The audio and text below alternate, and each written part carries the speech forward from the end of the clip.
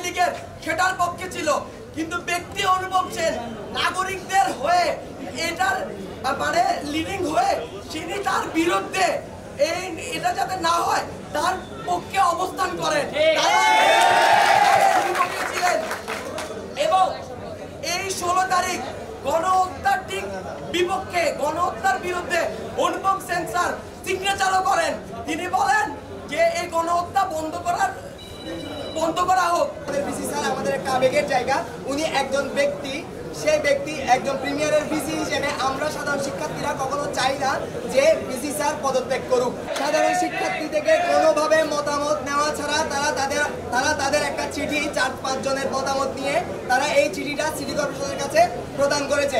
আরেকটা বিষয়, যেহেতু এটা একটা প্রাইভেট প্রতিষ্ঠান, এই প্রাইভেট প্রতিষ্ঠানটা চলবে ইউজিসির আন্ডারে।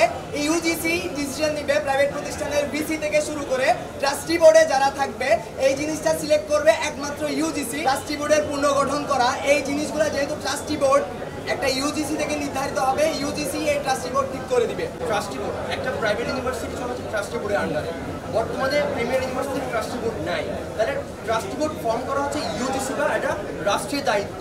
এখন হচ্ছে সকল বিসি হচ্ছে ট্রাস্টি বোর্ডের মেম্বার, এখন আমাদের বিসি শুধুমাত্র একটি ট্রাস্টি বোর্ডের মেম্বার আছে। এখন এই মুহূর্তে যদি হুট করে যদি বিসির পদত্যাগ হয়, যদি পদটা শূন্য হয়ে যায়, তাহলে আমাদের ইউনিভার্সিটি গার্ডিয়ানলেস হয়ে যাবে। তাহলে সেক্ষেত্রে এই যে 7-8 হাজার স্টুডেন্ট আছে, এদের ভবিষ্যৎ সংখ্যায় পড়বে, হুমকির মুখে পড়বে। এই দায়ভারটা কে নিবে? বিসির নিয়োগ, ট্রাস্টি বোর্ড চেঞ্জ, এই সবগুলো একটা আইনি প্রক্রিয়া।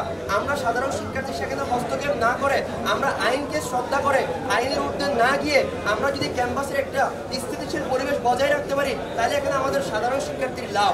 আইনের প্রতি শ্রদ্ধাশীল আমরা এখানে সবাই আইন বিষয়ে পড়ালেখা করে আমরা পড়াশোনাই করতেছি, অবশ্যই আমরা আইনকে শ্রদ্ধা করি।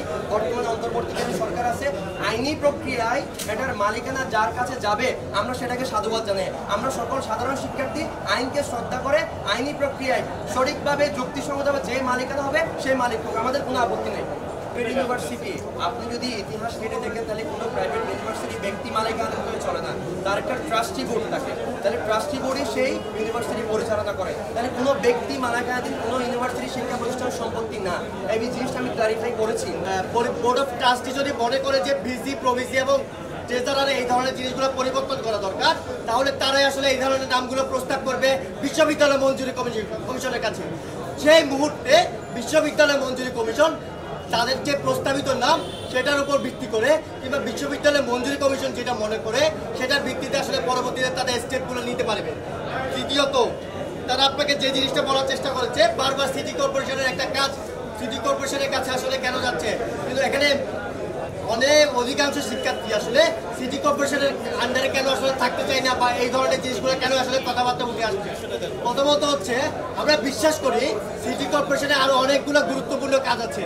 সিটি কর্পোরেশনে এখনো পর্যন্ত আমাদের হাজারী লেন ক্যাম্পাসের পাশে তাদের যে ডাস্টবিনটা ছিল, আমাদের বারবার বলার পরও তারা সেই জিনিসটা সরায়নি। পরবর্তীতে আমরা সাধারণ শিক্ষার্থীরা গিয়ে সেই ডাস্টবিনটা সরিয়ে আমাদের বিশ্ববিদ্যালয়ের প্রাঙ্গণকে পরিষ্কার করেছি।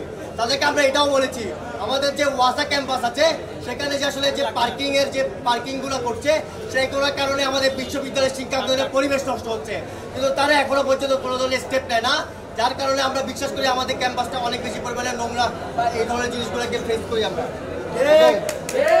এবং আমাদের কাছে যে দাবিটা সেটা হচ্ছে আপনারা যদি বোর্ড অফ ট্রাস্টি বা এই ধরনের জিনিসগুলোতে যদি কারো সমস্যা থাকে সেটা বিশ্ববিদ্যালয় মঞ্জুরি কমিশন আসলে পুনর্বিবেচনা করবে যে তারা আসলে কি চায়।